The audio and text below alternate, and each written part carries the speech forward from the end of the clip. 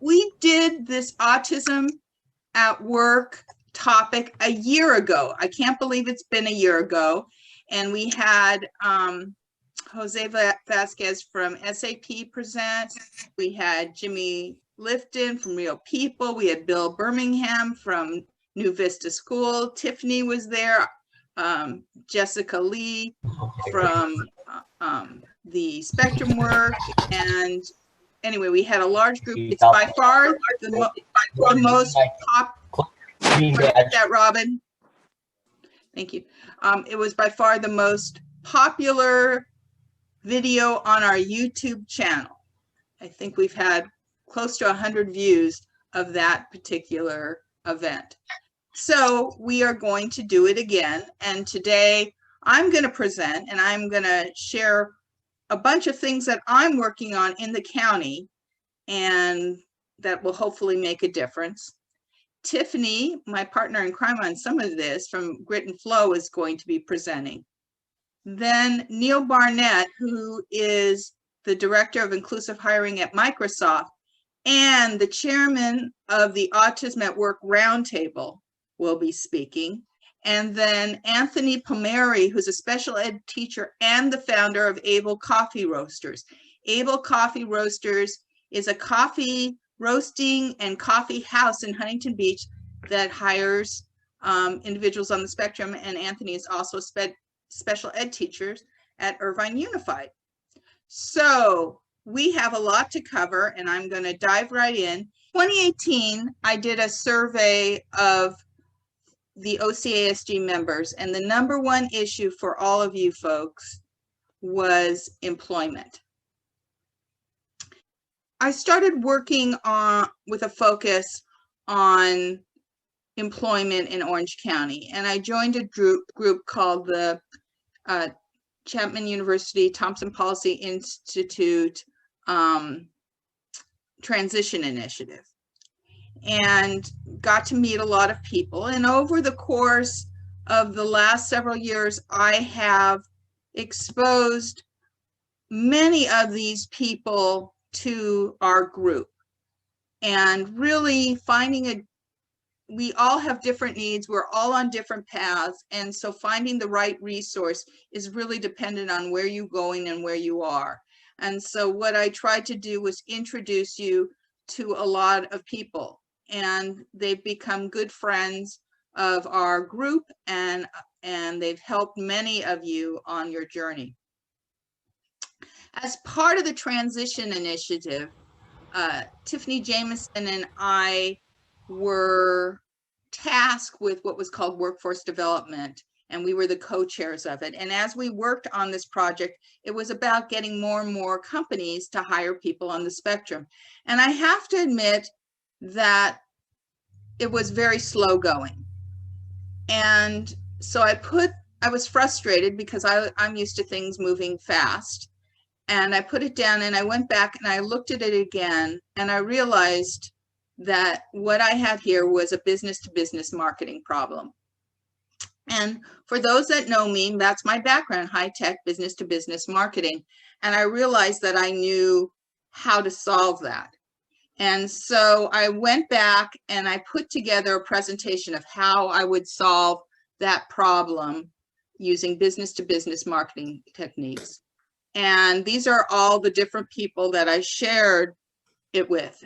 And what was amazing was they all got what I wanted to do, and they were all supportive of this strategy.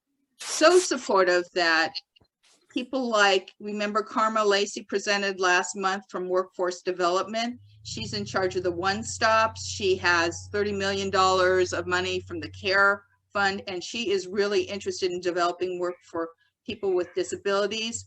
She has put her support behind me and is helping me navigate resources in California. Linda O'Neill, we've had her come and speak before. She also is associated with Project Search. She was convinced that this is such an important project that we would make it an actual part of the Thompson Policy Institute Orange County Transition Initiative. So we've gotten a huge amount of support. So I'm going to share with you what that idea is and how you can help too. So the fundamental problem is our population is underemployed. This is a national problem, but it's also true in Orange County. Now, one of the groups that I became familiar with as part of doing all this work focusing on employment is the Autism at Work initiative. And we have one of the people who started it spoke to us last year. That was Jose Vasquez from SAP, and we're going to have Neil Barnett speak to us today. So what our goal is to expand neurodiverse hiring. So those are typically people like on the spectrum, but do it in a way where we're using business-to-business marketing techniques and do it in a way where we create a model that other communities can use. And what I say about that is I've been going to lots of conferences, and the way that companies are approaching, that this problem is being solved is one company at a time, not looking at it holistically on how do we solve this problem in Orange County. So that is the difference, is looking at it from a county-wide. This is a list. It's not complete, but it's a pretty good list of the 34 companies that have Autism at Work programs. And some of them, like SAP, we've heard. We're going to hear from Microsoft. But the thing about it is none of them are in Orange County. Now, I think last year I showed you a video from Morgan Chase, and they had people from all over the world, but no one's doing anything in Orange County. This is a list of the top 20 employers in Orange County, and it's from a report that was published in the fall, and so it reflects what's going on with COVID, but it gives you a sense of the different types of companies that are hiring, that are large, and the kind of job development that they do in our community. The next slide is from that same report, but this shows companies that are foreign owned. So what's different is that the culture usually changes a bit once a company gets acquired. Believe me, I've gone through it many times in my career. So as a business marketing person, the first thing that I would do to use business marketing techniques in expanding our job market is to segment the market. And so what I did was segment it into 4 different segments. The first segment are those companies that already have Autism at Work programs. So that was like those 34 companies I showed a few slides back. The next group are large to medium-sized companies who don't have programs but are here in Orange County. The third group are small companies. And then the last is the government, who have hiring programs at the local, state, and county and federal level.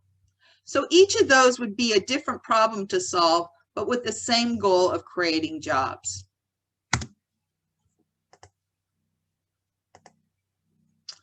So from a marketing perspective, there's different strategies for each of these companies.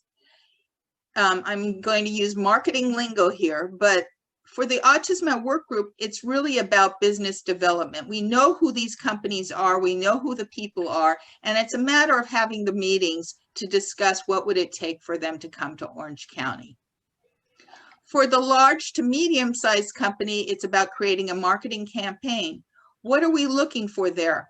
We're looking for executives who will sponsor an initiative within their company to hire people on the spectrum. Then for small companies, it's not about initiatives. If you said initiatives, they would say, excuse me. It's more about establishing those relationships with the small companies who want to hire, whose business owners want to hire people on the spectrum. And then for the government, again, it's a business development. We got to understand the different agencies that are hiring and how we can understand how it works and how we can get our people hired. So, so the first step where we are is to do some market research. So what we need to do is really understand the decision to hire people on the spectrum and what positive outcomes they experienced. So in the large business, there's the group of 34 companies that are already hiring. And so they're a great opportunity to talk to them. We want to talk to the executive sponsor who pushed the initiative in their company. We want to talk to HR and find out what it took for them not to fight the decision to develop an Autism at Work program. And then there's a group of consultancies that are out there that are like Tiffany, Jameson, and Jessica Lee from the Spectrum Works, who are out there working with companies to create Autism at Work employment programs within the companies interested. With the small business, there are two different groups we'd want to talk to. We'd want to talk to the job developers. These are like the companies that many of you have worked with that are busy trying to help you find a job or help your child find a job. So a lot of them are DOR vendors and regional center vendors, and they are out creating employment opportunities for people on the spectrum. So they have a good perspective of what it took to drive a small company into hiring someone. And then there's the business owners themselves who have hired DOR or regional center clients and what experience they have. And then different government officials to understand the opportunities in the hiring process. So there's a lot of research that we need to do. This is a picture I put together in marketing terms. This would be called the buyer's journey. And it's really about how a big business might work, where an executive hears about one of these programs and says, hey, I want to bring this into my company.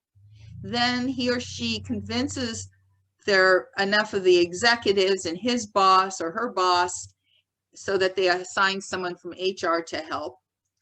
And then HR works with either them or some consultancies, whatever, defines a pilot, they implement the pilot, and boom, they start hiring people. This can take a while. And when Tiffany joins us, she's been working with Western Digital and a number of companies on this journey. But for us running this project, we need resources, we need leads, we need content to market. These are all the things that a marketing program would entail to drive this initiative. So you can see it's a fairly large project. So where are we with it now? Somehow I think I've created a magic deck. Everybody I present this to seems to want to get involved, which is fantastic. So right now we're about building the teams. We're about building committees of people to help with this. We're also about getting the resources that we need. There's some money that we need and some help with the research that we need. And so right now we're working to really get this project started. But the good thing is that, like I said, everybody that I've spoken with is behind helping us. So we're now an official project of the Thompson Policy Institute Orange County Transition Initiative. As I mentioned, Karma Lacey from the Orange County Workforce Development Team is on board and wants to help make this happen and is assigned a member of her team to focus in on this with us. And Neil Barnett from the Autism at Work Roundtable has indicated his support, and he's working with me to have some meetings to get the group as a whole supported. And finally, there's a group called CalWorksWorkforce.org, which receives federal funds and serves people like Karma Lacey, serves the workforce development teams all over the state. And they're interested in helping us. So we're going to go back to them and talk about what we need.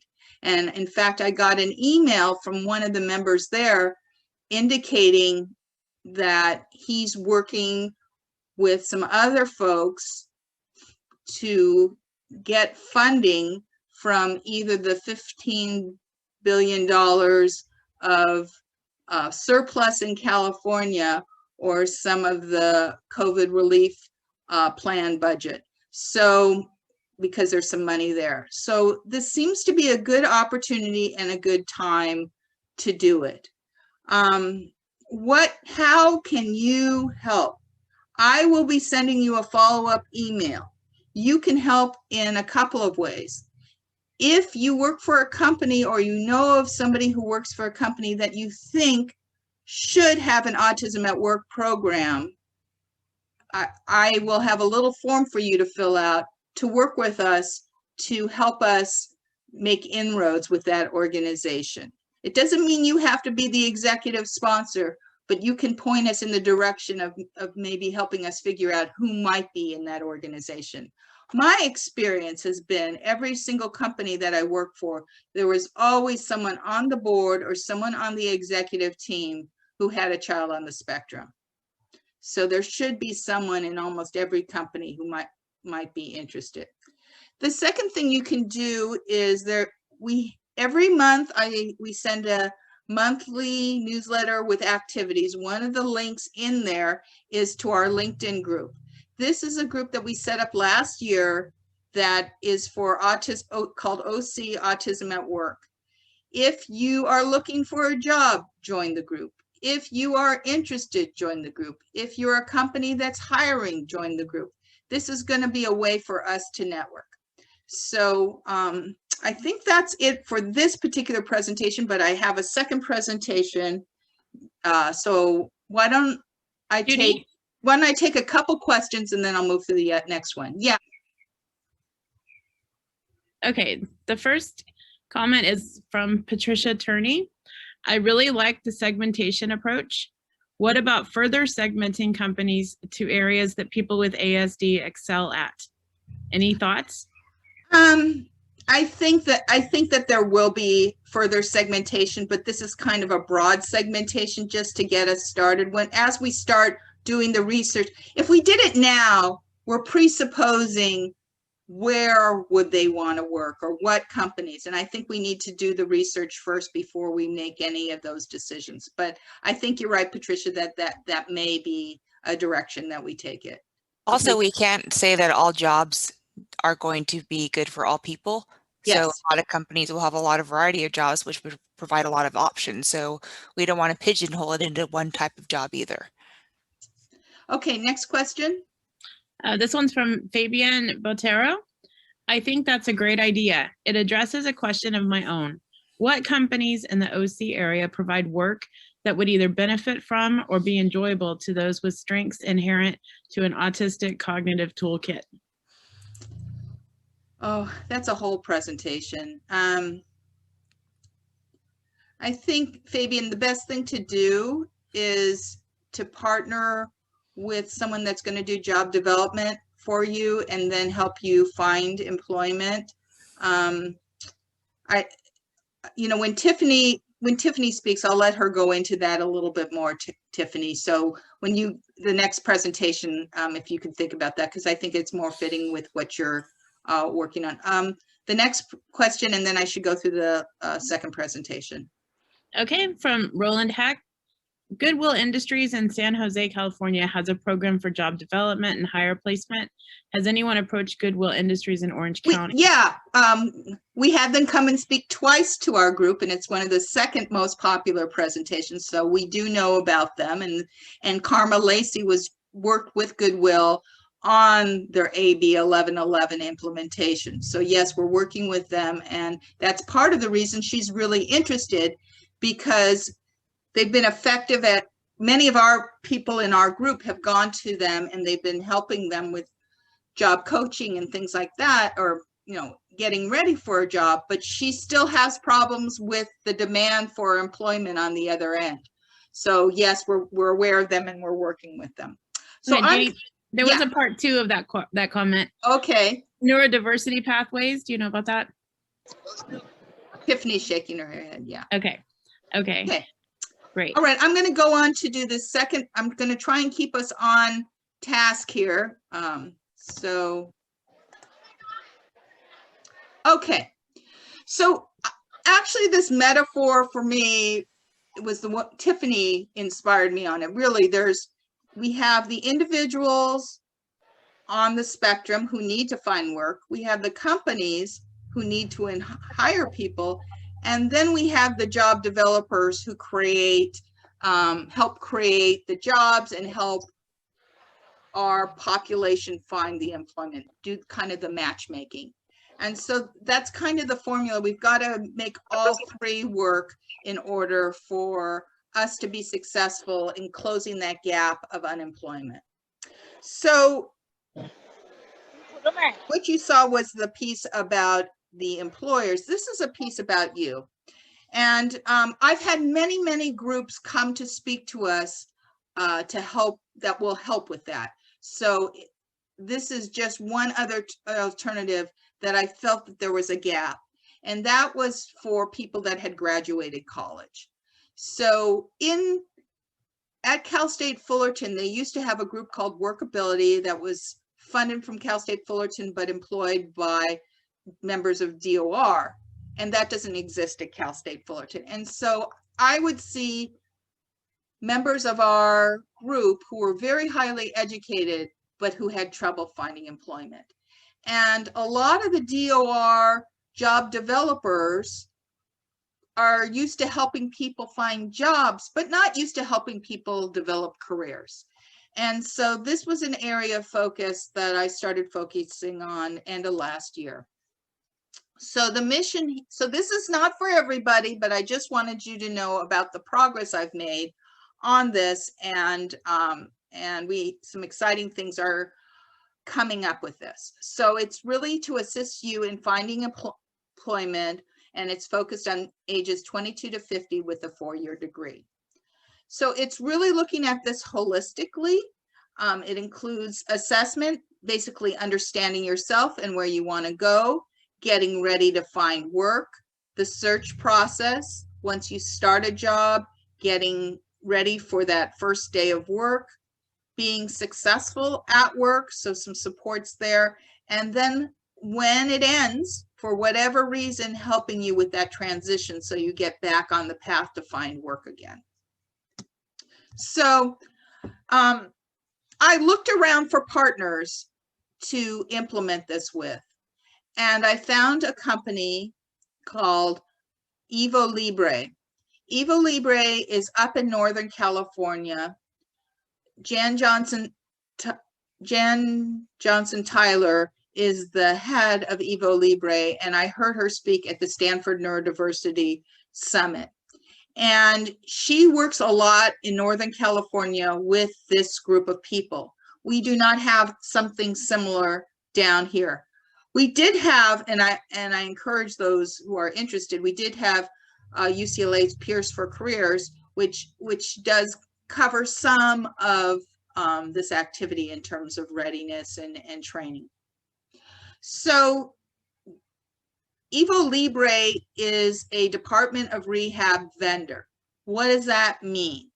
That means that they get funding from DOR for cases of individuals on the spectrum. As we know, it's a lot easier to open a DOR case than to be a regional center client. I think only 1/3 of our members are regional center client, where DOR is much easier to get in.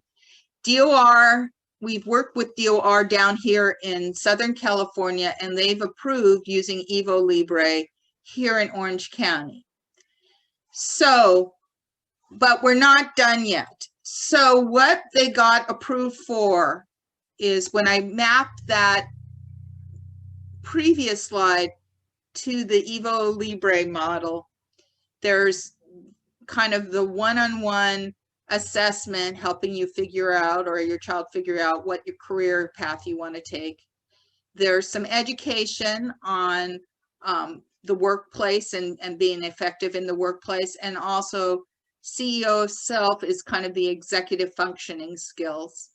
Then they would help with the job search, they help with onboarding, and then retention, and then helping you restart when your program ends. This information up here in gold is a layer that we would add to it, which I'm calling it Search Club and the Success Webinar. Search Club would be a once a month meeting where we would have guest speakers that would supplement you when you're on your search. And it's also to give you a support. I'm a big believer in groups and having that be a source of support and motivation. So it would be a place where you could go when you're searching to hear how other people are doing, how you're doing, get some advice, and then also hear a guest speaker. Maybe it would be someone from human resources talking about how does a job get created. Maybe it might be someone from Tiffany's group talking to you about doing an informational interview. So there would be lots of little lessons to learn along the way. Similarly, once you get a job, a lot of times you're confused by this, what's going on at work, and you have questions. So this would be a webinar that would help you by meeting once a month to give you some tips for being successful, like how do I write an email? How do I invite people for lunch? You know, just different types of things. So this is the vision, but we're not there. But we have accomplished a big key, which was to get Evo Libre approved down here. The first step is going to be to offer this training. And so what we're going to do is that Evo Libre will be offering the Workplace Adaptability Program and the CEO of Self training. And on May 25th, I have Jan coming to do well, not coming, but she will be available through Zoom. And we will have a meeting where she will introduce that education component. What we're going to have to continue to do is work on DOR about why we need a group like Evo Libre, because they are focused at career development. They are focused at working at the constituency that complete college and that are ready to work. And we need to have a resource like that in Orange County. So if not Evo Libre, we'll need something else. But I just wanted to share with you, this is where we are on the Career Club. So any questions on this? Robin?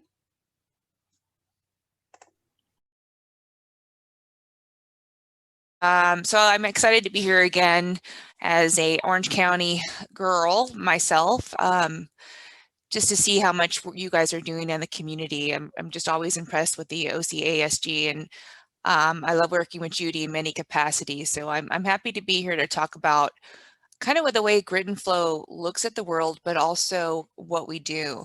And last year I talked to you guys, and in the last year we've grown a lot in understanding what needs to be done. And really what it comes down to is we feel strongly that there are a lot of people who are preparing individuals with autism, autistic individuals for jobs. But there's not necessarily companies that know what to do to take individuals and to make them inclusive within the organization. So what we've done is we've created a framework that's called How Do You Work Best? So I'm going to go over my framework briefly, and I think you'll see why I think it's really good for you guys to understand and use. And then I'll discuss a little bit about how our approach is, and it complements nicely with what Judi just went over. So that's the agenda for today.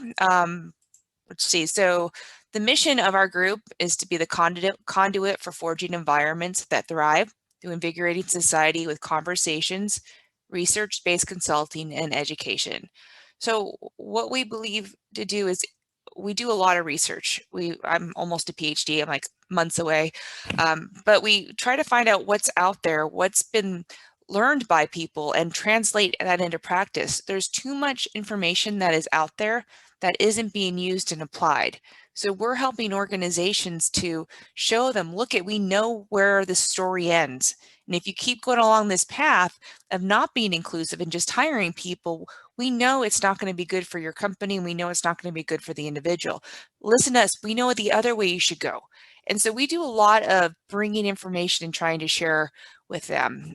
So I founded this company, Grit and Flow, because I am a mom of a son with autism and a daughter with ADHD, and I was not okay with the statistics of the unemployment. You guys have so much to offer as autistic employees and candidates, and companies need to learn how to create environments for you where you can thrive and not force you to be in an environment where you're disabled. So we're going to talk a little bit about what that means. So what I call the I work best when framework has 3 levels, and I like to use building blocks to describe them. It's just kind of how my brain works. I'm very visual oriented. So we have 3 parts of our lives, let's just say. We have the first life, part of our life where we're in preschool and elementary school and, you know, kind of getting into high school, and we're a bunch of blocks. It's kind of like they say that mold where we can shape, and we're just a bunch of raw pieces, and we got to figure out what we're going to be when we grow up. And then we merge into the middle where we kind of got our basics and we got our base set, but we don't know what we're going to look like when we grow up. And then we have the part at the end here, which is my nice little structure where we figure out how we're going to use our tools, our building blocks to create our future and what we're going to look like. So that's what we're going to talk about, are these 3 stages and how we can use the I work best when framework to get through this. And this is something that each of you, regardless of your stage, can adjust and catch up with to do it. So I know a lot of you aren't in preschool, but we know that the genetics of autism will go probably to your kids or grandkids or people around you. Or you are, you know, friends with people who have other kids with autism. So what we should look at is supply side. We call it preschool. So there's the supply. It's the people that are going to come to work for you one day. So that's all the way from, you know, preschool all the way up to, no, I didn't say you're all in pre-K. I said you're not in pre-K, Delaney. But you can be. It's a lot more fun in pre-K than real life sometimes. But what I'm saying is you start at preschool up to 8th grade and you have these little blocks. And what you want to do is start talking about how you learn best. So when you're in preschool or when you're in elementary school, when you're in junior high, you want to have the opportunity to figure out how you learn best. Do you learn best by doing with your hands? Do you learn best by hearing? Do you learn best by seeing? Do you learn best by somebody doing an example and you getting it to mimic it? Even nowadays, do you learn best if you get to record what somebody else is doing and then be able to watch it later as a reference point? So these are things you're figuring out about yourself. And that's when you learn how you learn best and you can tell people about it. You're setting up a foundation for self-advocacy. Self-advocacy is the ability to tell people what you need for you to be successful. And that's really what the whole framework's about. So I want to ask all of you right now in your head, think of how do you learn best? At school, talking to friends, that all translates to how you learn best in a job, doesn't it? So right now I'm doing a hiring effort and we've changed our interview process to find out how the individual works best by figuring out what kind of learning they use. So are they somebody who needs to show us with hands-on and doesn't have the expressive language to tell us how awesome they are, but they can show us how awesome they are? Or maybe they can do a job really well, but they need to see somebody do it and then they can, you know, they can replicate it, but they can't just sit there and have somebody tell them to do it in their ear and be able to do it. So those are the types of things you need to learn, because then you could tell somebody, look I'm going to give you my best me, but let me show you or tell you how I'm going to do that. Because they don't know you. They have no idea what you're good at. And you as a candidate for a job, you need to be able to tell the company, this is why. So then you get to like the high school stage and this is when you're saying, how do I learn best? And you start really becoming good at telling your teachers, because when you're in high school, you have that opportunity to say, hey, 4th grade or 4th period teacher, I really need extra time on this test, or I really need you to write down the instructions to this project, because when you talked about it,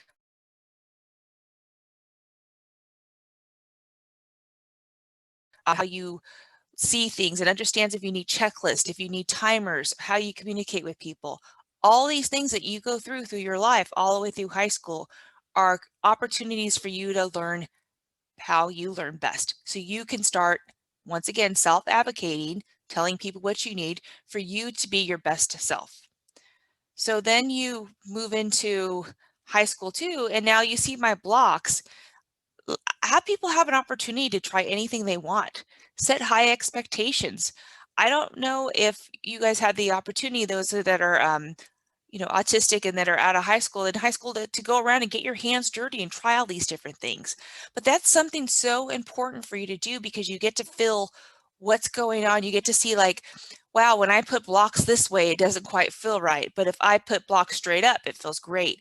When I play with colored blocks, I feel a lot better than when I feel with square blocks. So these are opportunities for people to try different things. And we want to encourage everybody to try things, because we're, one, setting higher expectations, knowing we can do things, but also gives opportunities to explore so you can start understanding how you work best. If you don't work well with round blocks, but you work really well with square blocks, that's something you want to know when you're going out for a job, because you don't want to go for a job to a place that only lets you work with round blocks when you're a square block kind of person. Hopefully that makes sense. So this is what you do. So then you get into what we call a transition. And this is what Judi was talking about in the Career Club. So as I said, you have your supply. So you get this great pool of labor. You guys come out of a high school, you come out of college, and you're ready for a career.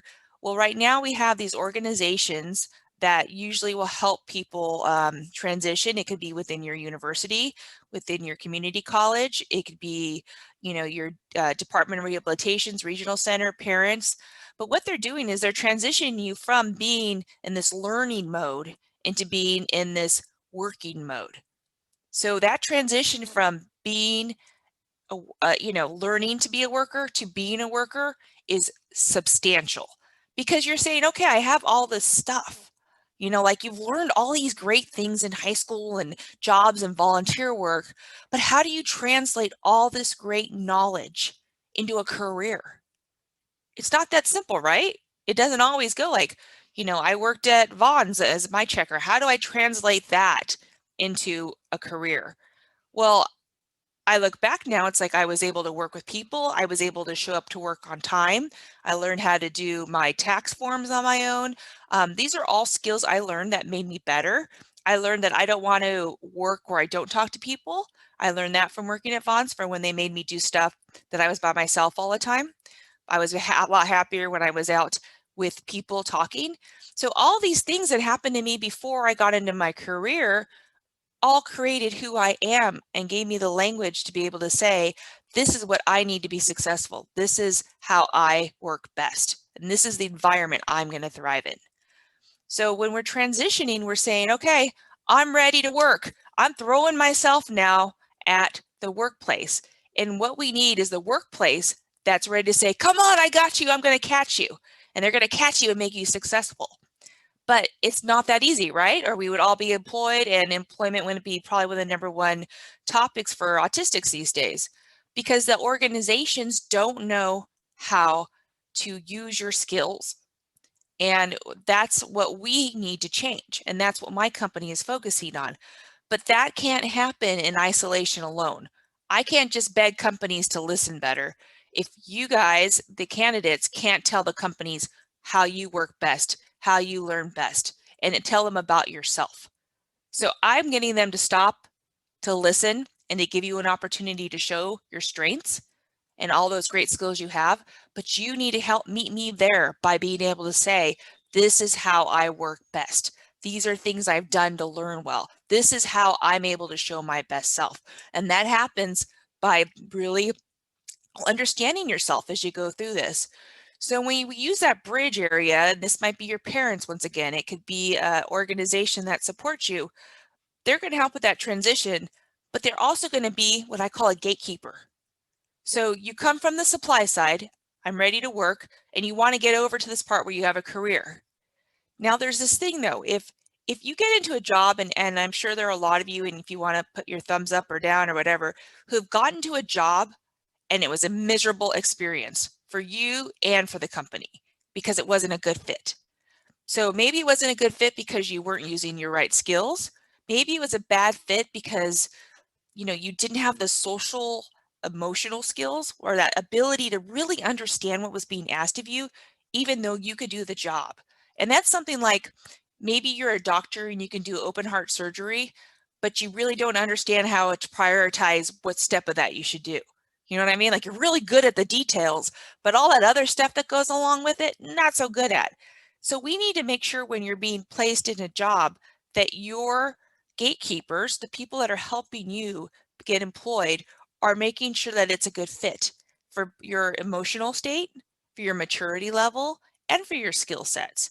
And we want it to be good for you because we want you to be a happy employee, but also when it's good for you and you get to bring your best self forward, the company sees that and they realize, wow, I can hire groups that I didn't want to hire because I was scared.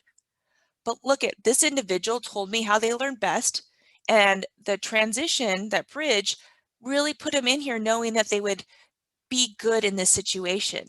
And now let's go hire some more people. And that's how we start changing everything. So I hope that makes sense. We start changing it by you knowing yourself, you being able to talk about how your skills are, for you being able to have that person you trust to help you find that connection with the job. And at that point, I'll work with the companies to listen to you. And that's what we're here to do, because when you get to a job and you say, I work best when, and you tell them, you're advocating for yourself. You don't have to say, I'm autistic. You don't need to say, I need an accommodation. You just need to say, if you give me this environment, I'm going to work best. I'm going to be your best employee ever. And you're going to be stuck with me and I'm going to be amazing. And that's really what it comes down to, right? That's what we want to do. So that's the I work best when framework. That was a lot of information in a very little part of time. I totally get that.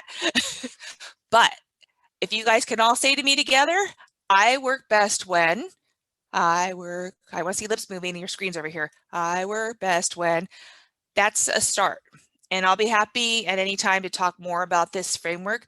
But I wanted to also share a little bit about what my group does, Grit and Flow, to get this done. So I talked about you guys having these great skills. Now I'm talking about the businesses. And these businesses, they need to do a lot to be able to, catch you guys as great talent. So we call it our 4-step process, our approach. So it begins with preparing the organization. So right now, organizations like things a certain way. They have this culture and they don't really understand that, people think differently. They want everybody to be cookie cutters. So we know you got to start first before we start adding, talent like yourselves into an organization. We need them to open up their minds and realize that, wow, there are people that are amazing that think differently than me. And it's so easy for me to support them. Wow. So we start with education.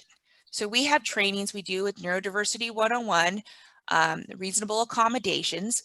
We try to break down a lot of those fears they have and educate so they're ready to make the changes they need to employ people that think differently.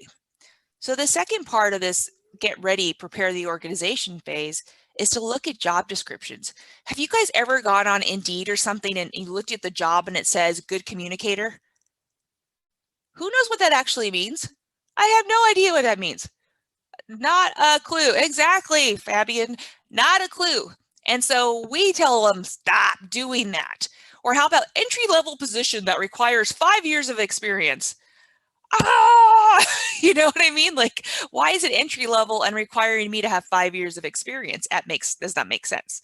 So we said, let's make these job descriptions realistic of what the job is. That way they're more inclusive. So somebody who's at entry level and has the skills will apply for the job. And then when it comes to getting the job, you're being evaluated on the actual things you're doing, not these random good communicator stuff. Another part we go up to talk to organizations about is what I talked about a little bit, which was work-based interviews. So right now I have a client and it's a manufacturer, and they have all these jobs you've never heard of. If I said, single thread operator, DE operator, like they mean nothing to you, right?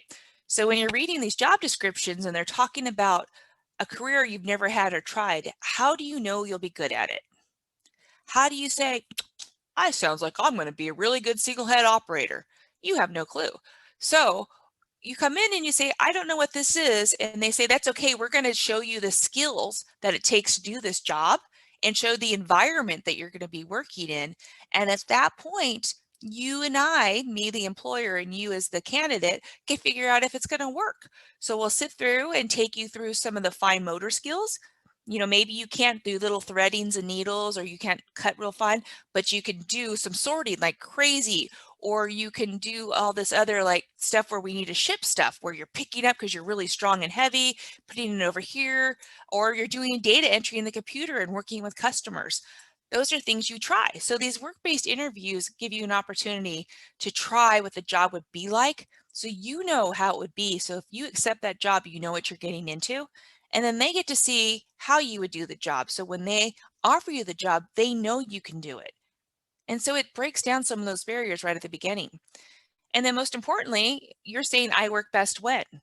So we have people that, you know, they work best when they listen to music. So we're saying, okay, when you're in training, you can't listen to music, but as soon as it's gone, you can listen to music.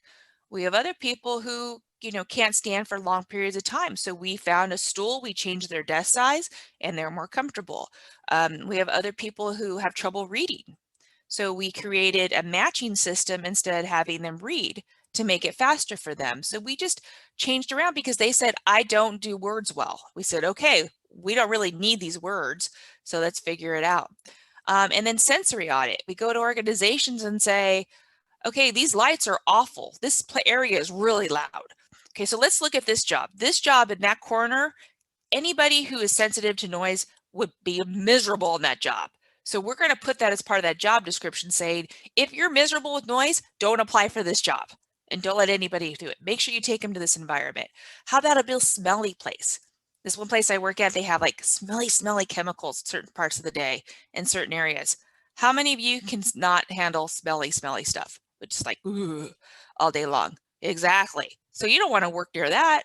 And that's okay. And that's one of the things. We do that sensory audit. So we're associating the job with the environment you're going to be in. So when you say, well, I work best in organizations or in jobs where there's not really loud noises, and I'm a little sensitive to smell. So if I can find a position that allows me to work and not be in that situation, I will work better. They'll be, oh, okay, well, let's not put Tiffany in that corner job by the stinky place. Let's put her in this other place where it's quieter and it doesn't smell, and those where she'll be successful. So you see here now where you're advocating for yourself, and then we're trying to get them to understand that that stuff's important and put it all together. So that's the beginning of what my group does. And then I just totally lost my mouse. Okay, I get excited, guys. Another thing we do is we get them to embrace different learning styles. So like we said, some people like to hear it and they're good. Some people like to see it. Some people need to touch it. Whatever it may be, they are all fine. But we're so used to saying, okay, here's your training materials. Welcome to the job. Well, what if you can't read? What if you have reading problems, or you, I don't know, whatever it may be, and they're only giving you the information in one way. The one way isn't going to fit everyone, period. So we get organizations to make it in multiple ways. Create videos that go along with words. Create, even recordings that go along with the words. Have people be able to do worksheets possibly to make sure they understand the information. So these things we do just to prepare before we even say bring in the talent. And then there's this thing called psychological safety. So I know that a lot of times our populations, have gone through challenging times. I mean, I have many people who have been in bad situations with jobs, and it has made them really scared to be in a job, thinking they're just going to fire me. They're just going to fire me. And when you're in a safe environment, sometimes it seems too good to be true.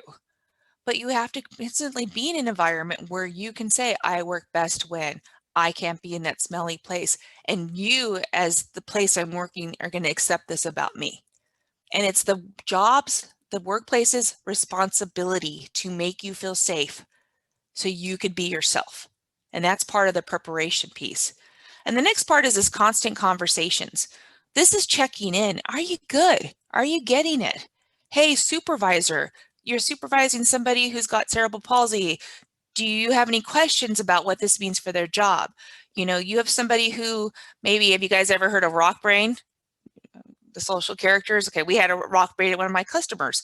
We had a meeting with the supervisors. We say if somebody has rock brain, they get stuck on something, this is what it means. This is probably why they're doing it. And these are some ways you can do to help them get past that. So, but we keep having these conversations. That way it doesn't keep individuals from succeeding, and it doesn't make the supervisors, you know, not be willing to work with them. So you have to just keep talking with each other. So once we get the organization all ready and pretty, and it's really not always beautiful, but it's at least a start in the right direction, then we pull in people to source talent. So some of our partners we use are Zavicon, Inclusively, and Parallel. And they have candidates that will say, hey, we have these jobs open. And also the Neuro Talent Works, who's on this call, we say we have partners, they want to hire people. Do you guys have anybody to fit these roles? And then we would send that out to them, and they would pull in the talent. So if you guys know any of these organizations, they would say, hey, you know, Tiffany called us, this company's hiring and they've gotten it all ready for you. Do you want to try it out? So that's how we use our partners, because we don't directly take in candidates and place them. We work with the companies to make you happy when you do get there. So the next thing we do, our stage 3, is we support the process. So now that you've come in, we talk about what it's like to manage neurodivergent employees. What can the supervisors learn so they could be better? How about a coworker ally? You realize a lot of time people won't say things because they're afraid of saying the wrong thing. It's kind of like I always say, and I have it on the other slide, when the guy comes in a wheelchair, he knows he's in a wheelchair. You don't need to pretend he's not in the wheelchair and never talk about the wheelchair, because he knows it. He knows it very well. It's the same thing that, you know, if you learn a certain way, or maybe you stutter when you talk, or maybe you flap, you have a stim or something else, you know it. So why should you not be able to, you know, have somebody say, oh, are you okay? No, I'm just stimming. This is what I do. Oh, okay. But if somebody just sits there and looks at you weird instead of asking you what you're doing, doesn't that change a lot? Wouldn't you rather them ask and kind of go like, oh, okay, instead of just sitting there going, what are they doing? What are they doing? What are they doing? You know, totally distracted by their job. So those are part of being a coworker ally, is being able to talk and ask questions and get to know each other in the different ways we are. And then we do what we call everyday acts of inclusion. What can we do to make people feel better every day? Is it, you know, making sure that we don't clap bah, bah, bah, during meetings? We do sign language clap because people are sensitive. Maybe it's things like that. So we talk about what these things would look like based on that environment. And we could do this with companies, either, you know, one-on-one coaching with their leaders, or we could do big workshops or big webinars, really kind of whatever needs to be done. But we need to support the people that are supporting the inclusion effort.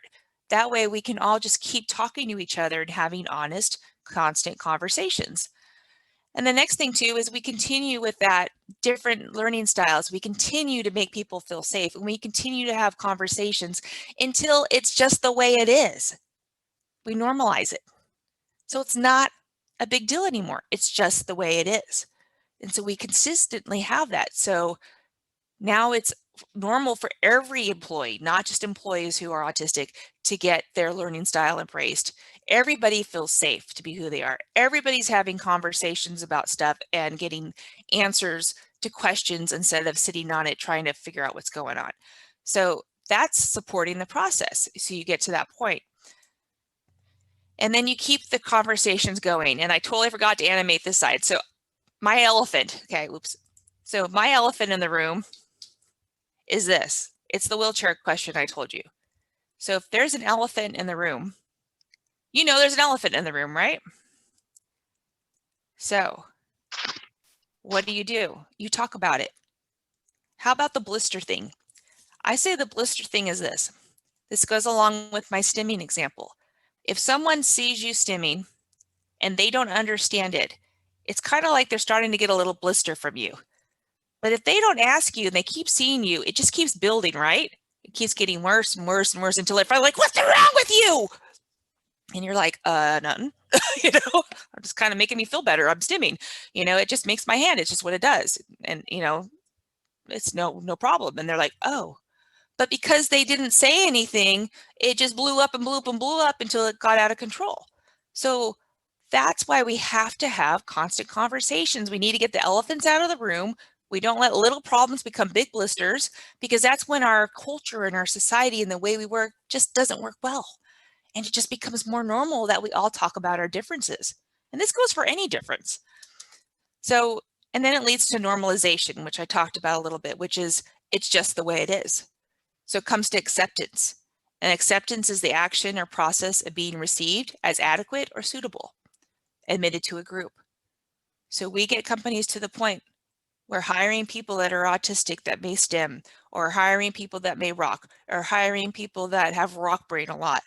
It's just normal. And they just people being different, working different, learning different, just different, but accepted and integrated fully into the organization, not into a small group, within the whole organization. And that's acceptance. And all these things we talked about becomes normal. And that's the vision of Grit and Flow. And that's what I work really hard every day to get this point where you guys show up yourself, you tell them what you need, and you get embraced and you thrive and you kick some butt. So that is the Grit and Flow way. So that's, sorry, you guys are over here, that's over there, but let's continue the dialogue.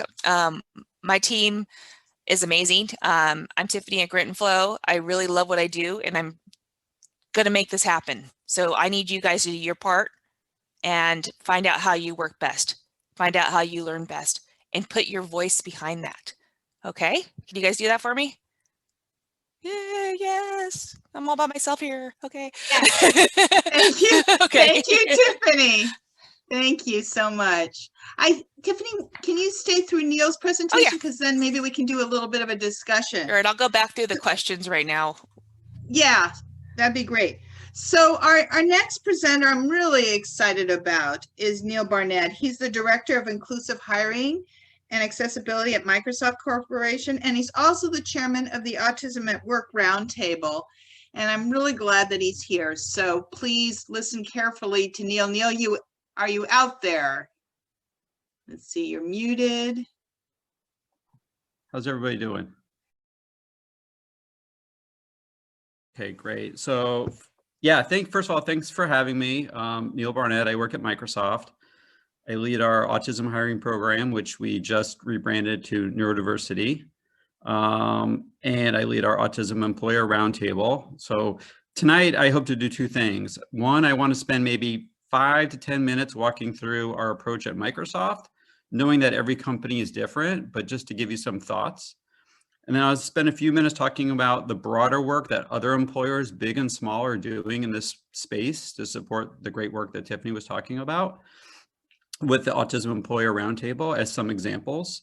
And then, hopefully, if anyone has questions, feel free to ask, and I'm happy to answer what I can. Does that sound good? Okay, and if I Perfect, thank you, Neil. okay, if I freeze on Zoom, I'll be back. I think I have good Wi-Fi down here, just trying to hide in the house. All right, so before I start, I just mentioned we've rebranded from autism to neurodiversity. I think what's really important to start out at the very beginning, and this is not just at Microsoft, this is at any company, that, these programs are just one way to get employment. It is not the only way. So anyone can apply for any job at any day at any company. What these programs are intended to do is to be a more inclusive way to interview, right? To kind of make sure that candidates, some candidates, need the extra time for these type of events. And it's more a different front door. It's not the only front door to go to any employer. And so I just want people to understand that you can apply to any role at any company at any time. But what we've seen through programs like this is that we can find incredible talent. And this is about finding folks with the right skills for the right job.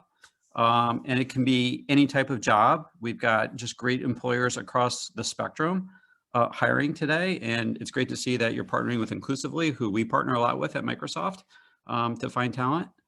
And so this is just another front door, and we really see disability as a strength, and you have to go in with the lens of disability is a strength. and as you think about this. So before I get into the hiring program, I wanted to kind of reverse a little bit and spend a little bit of time just touching base on, we talk a lot about hiring, but we don't talk enough about support once you're hired. And so I want to start with usually the opposite slide at the end of the deck, which is the support, what we call the support circle. And, you know, many companies use this type of approach where it's, when you get hired at Microsoft, not only do you have a manager, but you also get these three things that are kind of unique to this program. You get as Tiffany said, we call it a community mentor. I think Tiffany called it an ally. It's somebody that can work with you, that gets to know you and talks about the company, the culture of the company, spends time with you, questions that you may not ask your manager, like, how do I get around, or do I need to go to this meeting? But it's a mentor, usually someone from another Microsoft employee that has a connection to the autism community. Usually it's a parent, and they will be your mentor. So you get a community mentor, and you can have the community mentor for as long as you want. Some people want a mentor for a couple of weeks. Some people want it for years, right? It just depends on what you want. So that's the first thing that I think helps when you start and continue. The second is you get we have external job coaches that we partner with, and many employers partner with external. Some have internal job coaches, and these job coaches can help you on the transition. They can help you on just everyday work things, from prioritization to just life skills. They also work with the manager and just trying to make sure that everyone's aligned. And so these job coaches, again, you get them in the beginning when you start. And some folks, you know, after 90 days are like, hey, Neil, I got it. And some are still meeting with their job coach, you know, once a week or once a month. So it's very flexible, but you get a job coach, you have a community mentor, and then I'm sure Tiffany talked about team training.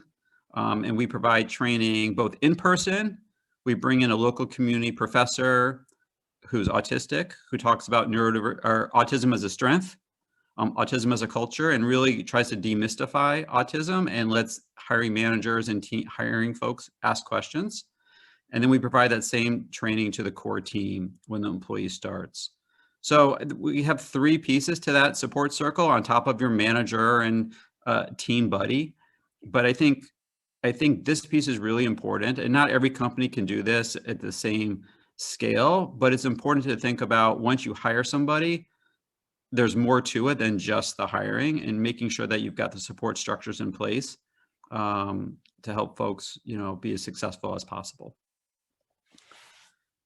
So with that, I'm going to pivot really quickly to, at Microsoft, we have a hiring program that we run 4 times a year. So every quarter, that is, well, it was for autism, and now it's for neurodivergent talent. And it's a 4-day process. And again, the concept is just providing a different way to interview that's a little bit more inclusive, a little bit more hands-on. So I have here what a typical 4-day looks like. If I can minimize, minimize this. Yep, 4-day looks like.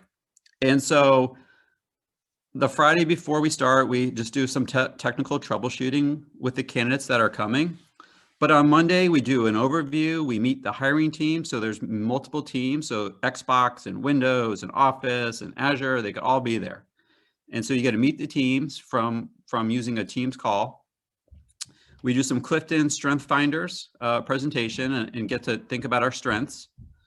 And then something that we've introduced since we've been online in this virtual world the last year is we use Minecraft, and I have a next slide to talk about it.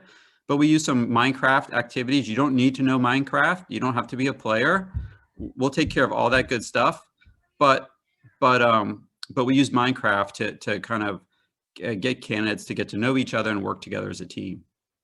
So then on Tuesday, again, we bring in folks that we've hired through the program to talk about a day in the life at Microsoft. We spend time, and this is kind of unique, we spend time doing practice interviews with candidates and talking about competencies and what are some of the key things we look for.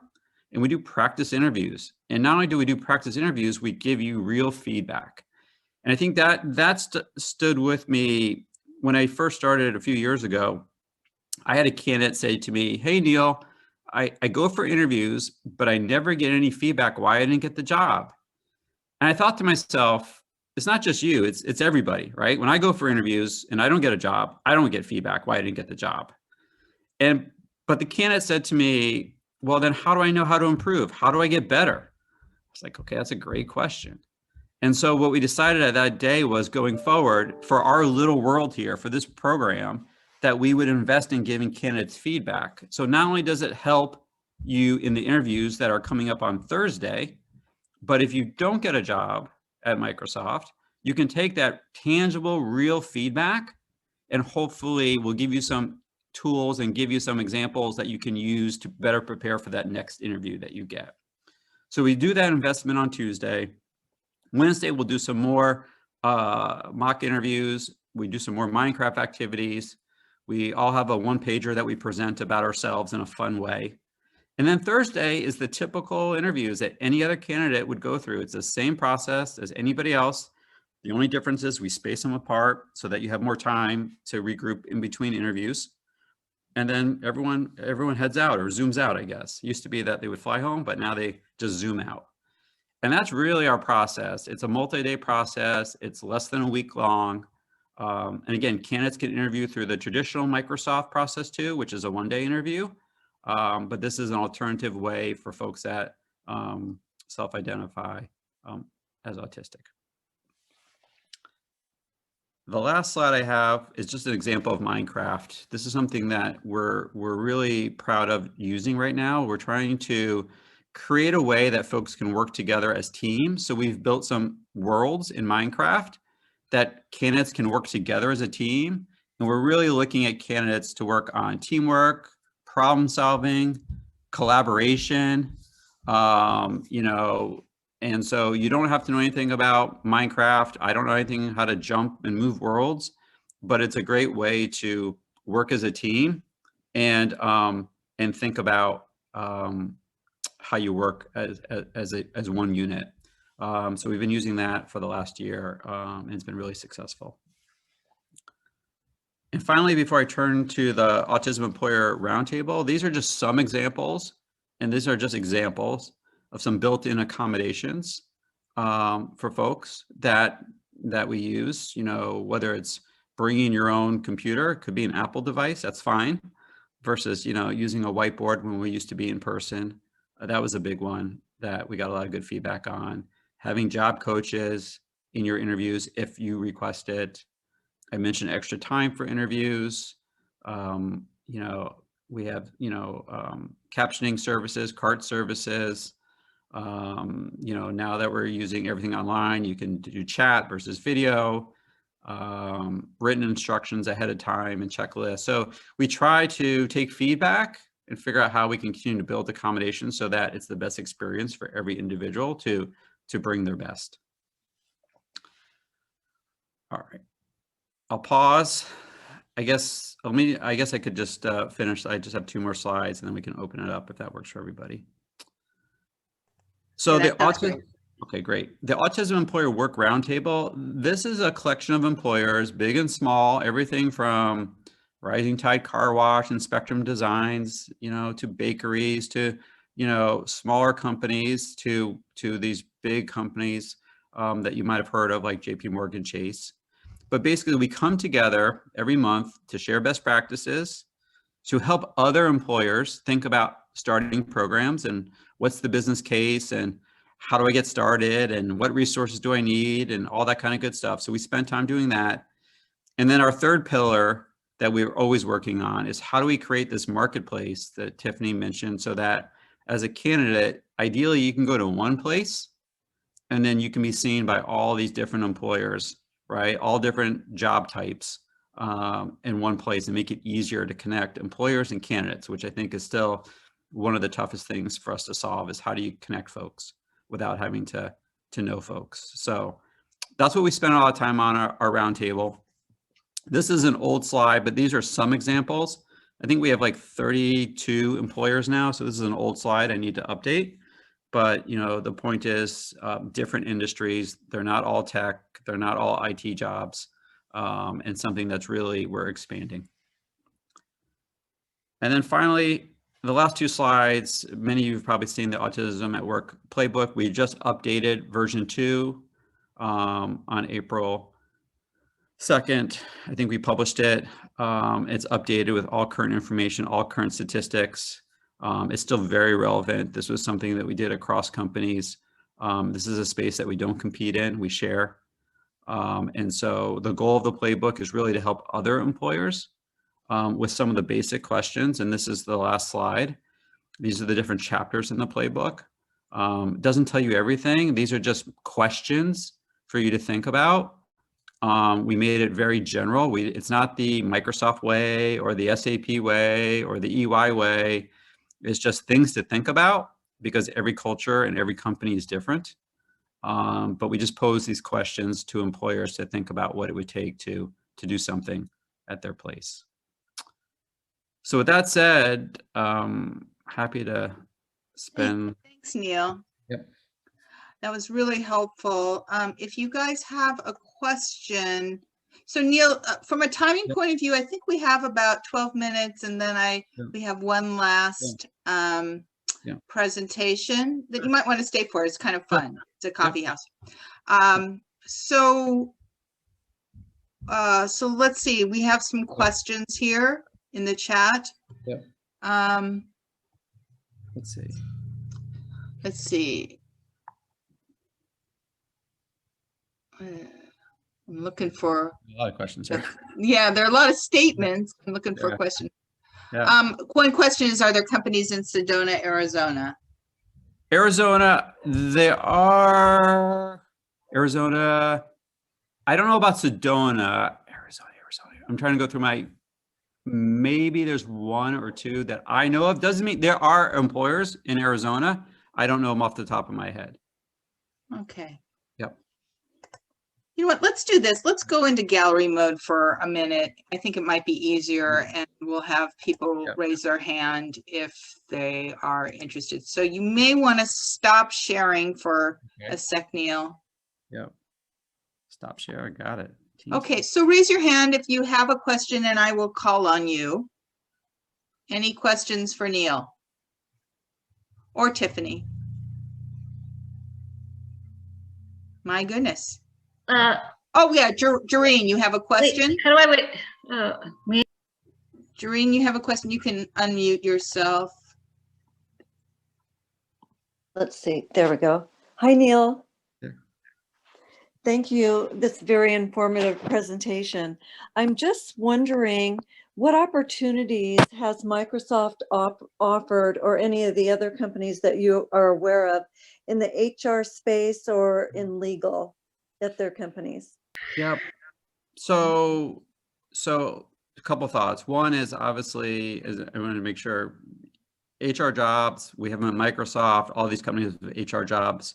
A lot of these programs, there's a variety of jobs, and this is where we need to do a better job of signposting of what all the jobs are. SAP is a great company. They have over 30 role types. JP Morgan Chase has over 20 role types that they've hired. So a lot of these larger companies have done a really good job of diversifying the role types that are part of the program. So, you know, my thought is, you know, for jobs like HR, finance, marketing, is you know, to look at some of these larger employers that have done a good job of finding all the different roles. Thanks, Neil. Thank you. Let's see, Rohek? Yes, I just had a question. You know, Judi mentioned there was nothing in the Orange County area, right, with Microsoft. So are these jobs all in Washington State, or? Well, that's a great question. In the old world, a lot of it was in Washington State. We've been hiring for the last year since the pandemic. We went all online, and we have people all around the country working. You know, we'll see what happens, you know, after we get back to, you know, something where we can go back to the office. But, you know, we've got Seattle's where we have a headquarters, and we've got a lot of people. We have locations in obviously Silicon Valley and Fargo, North Dakota, but I think you'll see more employers, including Microsoft, hiring folks that are remote. We've seen it works for some, right? For some job types, it's about the type of job. Can the job be done remotely? And so I'm encouraged that we're going to see more remote opportunities for folks. Thanks, Thank you. Neil. Susan.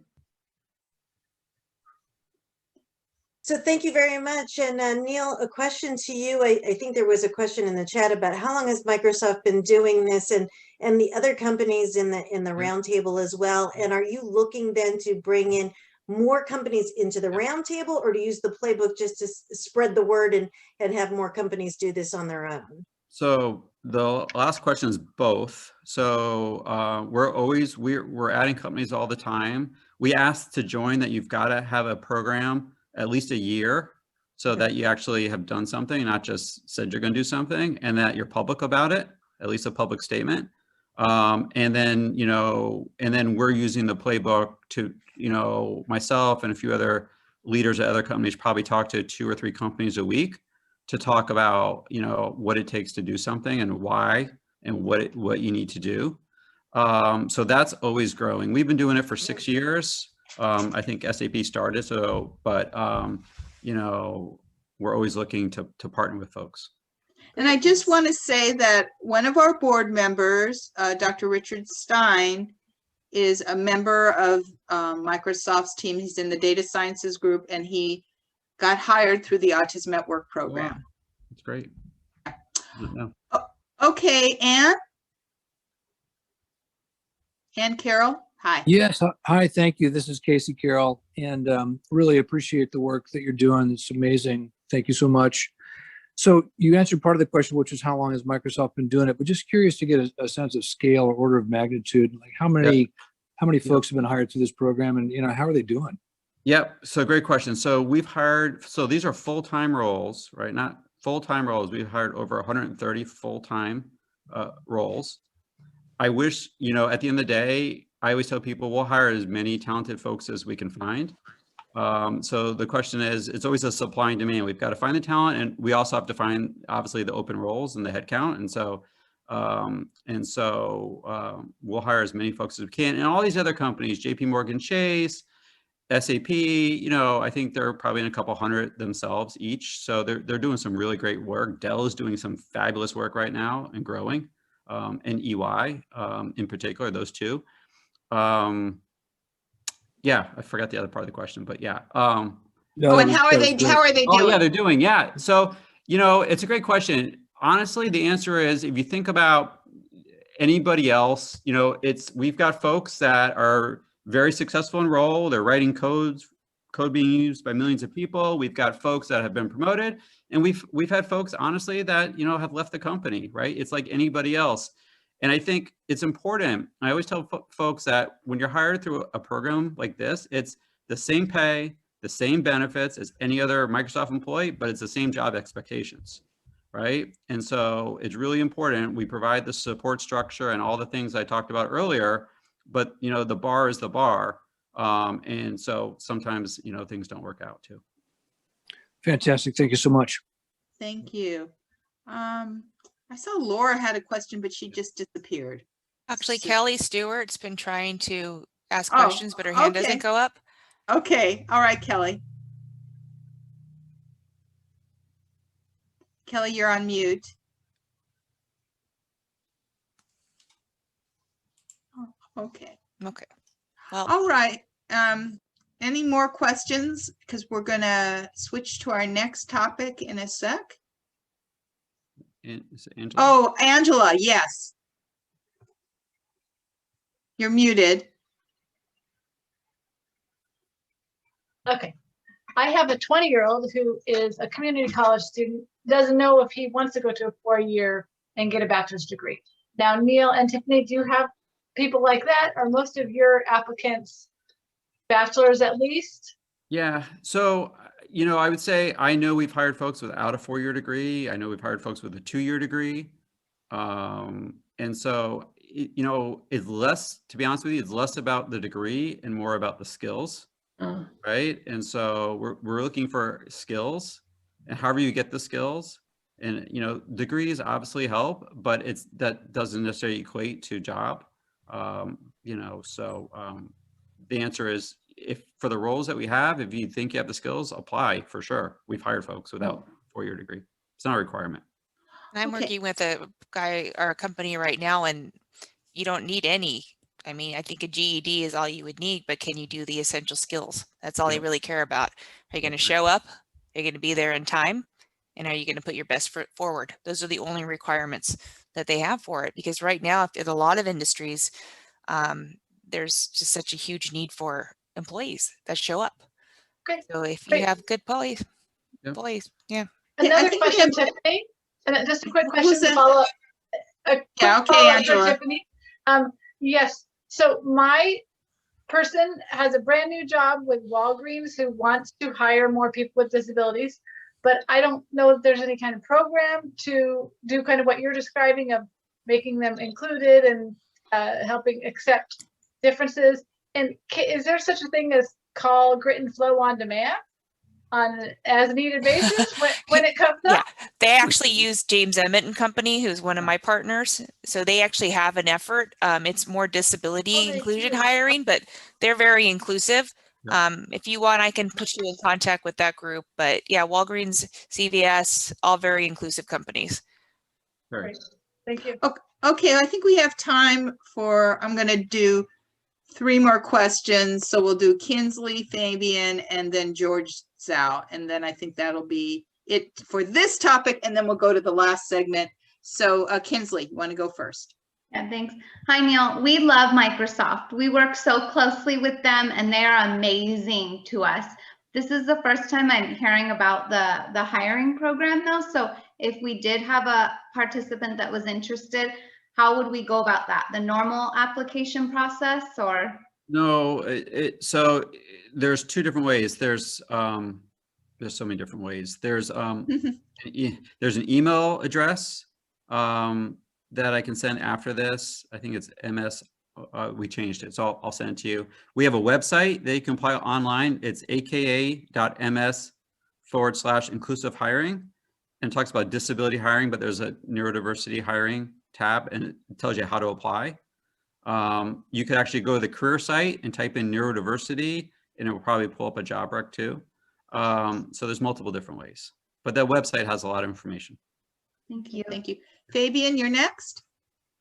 I'm going to ask Kelly Stewart's question for her. Oh, thank you, Fabian. Of course. Do you have any companies in the San Gabriel Valley? So through the Autism Employer Roundtable, so educate me again on California landscape. Oh, it's near LA. It's near Pasadena, that area. So clearly there are a few companies in Southern California that are part of the roundtable. You guys can tell me. Obviously, Warner Brothers has a small program. Yeah, they're pretty close. They're in Burbank, but they're pretty close. Small program with Warner Brothers. Qualcomm has a growing program, still small. Obviously, they're down in San Diego. Too far. They're too far. They're growing. Can you hear me? Yeah. Yeah, Kelly. Oh, well, I'm looking for I live in Judi, so I'm looking for something like Arcadia, Monrovia, Pasadena, Temple City. Yeah. So outside of Warner's in Pasadena, which is small, I think Southern California, we're still developing some relationships. Uh-huh. Yeah. There could be stuff I just don't know about too. But Okay. the roundtable, that's So about stay tuned, Kelly. Yep. Kelly, Zavicon's a new company. Can I have what? Zavicon, I'm going to put it in the chat box. They're actually in your area. Okay, well, thank you, everybody. We've been tuning in, listening to you, Neil. Great job. Again, my name's Anthony Palmeri, and this is Adeel. Hey guys, We're the Adeel. founders of Able Coffee Roasters. A little bit about us. I am a current special ed teacher. I teach in Irvine Unified School District. I've been teaching for about 10 years, and then I also did in-home like ABA early on, and then I was an aide, and just fell in love with the profession, and I've been in it for a very long time, and I absolutely love it. I also have a culinary arts background. prior to teaching. And that's important now with our business endeavor that Adeel and I have started. I don't know if you want to go back. Yeah. Hey, so my name is Adeel. I've worked in ABA and special education for about 6 years, 7 years probably. Also at the in-home and school setting. Candidate for the BCBA board examination, which I'm hoping to be doing soon. I also have some background in marketing, business, and design, which has, again, also helped us out with our now company, Able Coffee Roasters. And we will share a little bit about that right now. We actually have a video that we'll show. You want to do the video? Yep. We actually have a little video clip that we can play for you guys so you can kind of see. Yeah, it's always easier to see. And then we could kind of talk a little bit more about what's going on. What we want to show you right now is a little video detailing and summarizing essentially what we do on a daily basis and what we've been working on for the past 3 years as roasters. It's been that build up to create this coffee shop, which we opened in December. So just bear with us for the. Okay. So this is our coffee shop, and you can see some of our workers. Coffee roasters might seem like a normal coffee shop, but behind the long lines, social media posts, and delicious coffee, Able Coffee Roasters is brewing something truly special. Adeel and I actually met in the school setting in Irvine School District. I currently still do teach at Woodbridge High School. I teach the autism program there.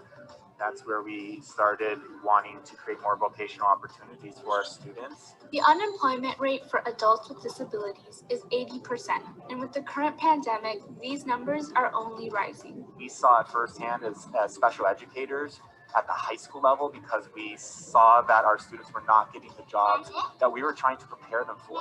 And it was incredibly frustrating. And so we really wanted to create the opportunity ourselves. Despite having zero prior business experience, Anthony and Adeel took their love for coffee and passion for their students to begin the first specialty coffee shop in Orange County that hires people with disabilities.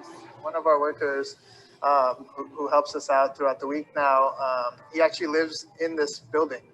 We would just see him kind of like walking outside, started talking to him. He's never worked, he's never had a job, but he was very interested in having social practice skills and coming and talking to people. My favorite is talk to customer and see my neighbor who tastes some food and the coffee in Able Coffee. The cool thing about that is the residents that now live in the building that come here, they recognize him. They're like, oh, like we know this guy, like we've seen him for years, that he's lived in this building, and that's so cool that now he's working here with you guys. The employees are not the only ones who are benefiting. Able Coffee Roasters has become a place of community that brings hope to people like Katrina Santana and her son. Well, as we grow and as things change with his autism, it looks different, you know, as he gets older. So that leaves me wondering, where will he fit in? That totally is always a worry and a concern. So places like this for employment, I feel like that's going to be the place. We believe there's a job for everybody, and everybody is able. Just seeing them thrive, you know, if you give them a chance and they're able to thrive, oh, it's amazing. Okay, so that's our little one of our videos that we've had.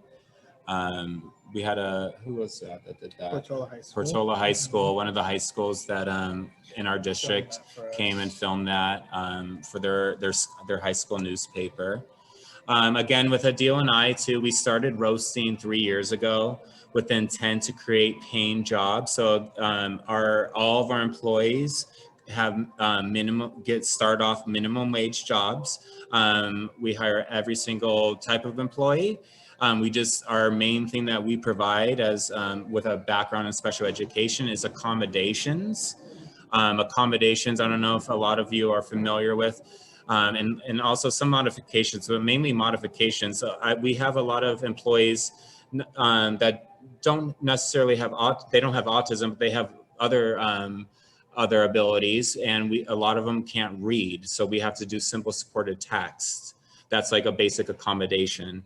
And then some of our employees have a hard time generalizing, So we use a video modeling technique, which is like a point of view. And we happen to use an iPad for that, where we're able to view point of view, whatever the skill we're doing, whether it's packaging the coffee, or it's social skills in the workplace, or it's washing dishes, or it's doing a type of order for a food item that we do, because we are a full kitchen. And so we use teaching techniques that, you know, we've both been trained in. I have my master's in special education, and Adeel and I, we believe in providing accommodations to let our workers, from whatever backgrounds they come from, be as successful as they can be and independent as they can be. And that's really our motto, and is to create paying jobs. And so far, since December 19th, we've been able to hire 15 employees, and do you want to talk about this? Yeah. That's only about, you know, roughly 4 months since we've opened. And that was always our intention, to spread awareness to this unemployment rate, which is a national statistic, which is greater than 80% for those who were previously employed. So it is an issue that we've felt at the high school level, because and I think I should probably backtrack. Adeel, I'm still a current educator in Irvine School District, and we were very frustrated by, you know, and we are special educators, and Adeel and I worked very hard to get jobs for our students. You know, this is because their parents or the students themselves, they were working at job sites, and not to mention, since COVID, all of that's closed down, which is something that, you know, we could talk about at another time. You know, all those opportunities that we've had since the 8 years that I've had there have all closed down. So there's been no opportunities. And then at the same time, even during that time of when we were able to have our students intern at Mod Pizza or CVS or Albertsons, you know, jobs that they wanted to do and we wanted to teach them to do, those have now closed. And after they left us, because again, we're at the high school level, we would get emails either from the students or their parents that, you know, they don't have a job anymore, and like, what should they do? And, you know, and it's, I don't know, it definitely caused self-reflection on us, because this is the profession we signed up for and that we love with a passion, and we definitely wanted to have more control in a sense. And that's one of the reasons why we started a business where we have control as, you know, the management, as the employers that have patience, and employers that know how to differentiate and use different modes of training for employees, because we know not everybody learns the same, you know. And especially for me, like, I have very hard, like, OT challenges. Like, I can't tie a tie. I can't it's really hard for me to use buttons. Like, I was in OT when I was a little kid. My mom would always bring me to. So I understand, you know, with in regards to OT challenges, like the frustrations and what simple accommodations could do, because I'm a current high school special ed teacher, and I provide those for my students, you know. And we see that with the specific task at hand of owning a coffee shop now, we're able to teach job-specific tasks, and we see all of our workers. Yeah, and we've seen success since, like, even before we opened the storefront. I mean, Anthony mentioned a lot, but even before we opened the storefront, we've seen success in, like, just the packaging of our coffee beans. And now that we've expanded to a storefront, we've created more jobs and more tasks that our workers are able to do, and they're able to use the accommodations that we've created for them to be successful, like, in the work setting, you know. And it's just amazing to see that and see our employees thrive and be happy to come to work. Like one of our guys, he used to work at McDonald's, and like, that was his first job. He worked there for a little while, and I mean, he got some experience, but he didn't enjoy it. But like, he loves coming to our place. He's always asking for more shifts and how, if we can get more hours. Like, and now he's like, more than like taking orders, he's learning how to like pull coffee shots and learn all our drinks. So like, there's so many cool different like skills that we're able to like break down and teach. And all our workers like love to learn new things, because I mean, 100% of them have never worked at a coffee shop. So yeah, and like another thing too, what Adeel and I were talking about earlier today is you know, like we've taught in this teaching setting for so long, and I don't know how many people listening. I know there's quite a few folks, but that are in the education field, but like teaching, you know, when you're in a classroom, it's very like structured and like but when we're at the coffee shop, setting. We're in the naturalistic like a really good setting where it's purposeful learning. That's what I want to say. It's like they're all making a minimum wage just like everybody else is, and they're learning skills. And if there's deficits, they overcome it. It might take more repetition. It might take some accommodations. Might take some mistakes. It might take some mistakes. Sometimes we have cups that are stamped upside down, and like that's okay. Like we have stickers that are folded on cups and are upside down, but that's all part of the learning process, and we're able to teach and continue to teach that so that we see success. Exactly. And another thing too is just because of, like, just to be honest, we've, with our logo being a puzzle piece, granted, we have found that has been offensive to a certain population where it's like, and in regards to ableism and at the same time, we've talked with others that like our employees that like it, and we're open to everyone's opinions, but just to get this across from Adeel and I, we believe everyone's perfect. The moment they were born, we're just like, we know that as teachers, like there is a need, there's an unemployment rate for everybody, right? But like, it really is great for the population that we started working with, and my credentials in the moderate to severe, that's what I got my credential in. And I've been teaching that. I teach a mod severe class, and that population has been extremely impacted, and we just are really passionate about creating accommodations, because I think the normal employer doesn't know about accommodations, doesn't know about symbol supported text or repetition, or using more visual supports for non-readers, or differentiating, the way breaking down harder skills into smaller, easier tasks, and teaching them, and then being rewarded for it and complimented for it and praised for doing, something that's good, and then learning the rest of it the next shift, so. Yeah. Anthony and Adele, do you want to, maybe we move into the gallery mode and you can take some questions from the group? Would that be okay with you? So you'll need to stop sharing, I think. Pretty much. So. Yeah. It was great. Okay, good. So, no, I know. Let's see. View gallery. Okay. So those who had questions previously, either undo your hand or if you still have a question, that's great. So if you have a question, raise your hand. Anybody? I know we're scrolling Patricia, through some of their stuff right now. Did you just call on me? You have a question, Patricia? Yeah, I mean, first of all, coffee drinker. Oh, she has our coffee. Yeah. That's the simple origin. That's what we serve at our coffee shop. Somebody said Mr. Palmeri was a teacher I knew at Woodbridge High School. I'm still there. Who said that? No, anyway. That was Delaney. What you do, I do. Delaney's here? Oh, Delaney. Nice. Where are you, Delaney? Delaney, where are you? Where is he? You guys hear me? Do you not have your phone? I know you, Delaney. That's awesome. Cool guy. Let's let Patricia ask her question, and we'll coax Delaney into showing himself. What's your question? So it's Anthony and Adeel. Yeah. How are you guys doing, like, financially, and how are things going for you guys? And it looks like it's been okay. I mean, it's not easy opening any sort of business at any time, especially COVID, time in the middle of everything that's been going on. We've been just doing our best to keep moving forward, and hopefully the word keeps spreading that, we're open and people come to the shop and support us. It's been fairly steady since we opened.